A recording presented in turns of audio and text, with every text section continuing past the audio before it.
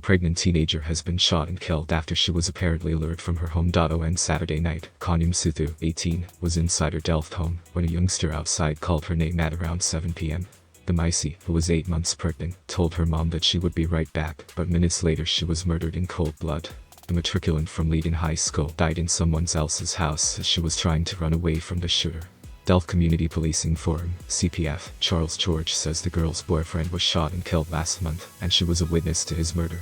The girl was a witness to her boyfriend's murder, which happened about 5 weeks ago. She was shot in the head. Unfortunately, the baby she was carrying didn't survive. A relative, who wishes to remain anonymous, says they believe her murder was planned. We don't know who called her to go to the shop, but all we know is that she was lured out of the house for the purpose of shooting her, the relative explains. We don't even know who the child is that was sent to call her. The relative says this has left the family shaken as they were expecting the birth of Khanya's first child next month. We're all broken, her mother is not well, and she can't even talk about the incident. She was at home when Khanya was killed and people stopped her at the gate as she was going to the scene. They didn't want that to be the last memory of her child. A resident says the unknown shooter was driving a car, but couldn't describe it.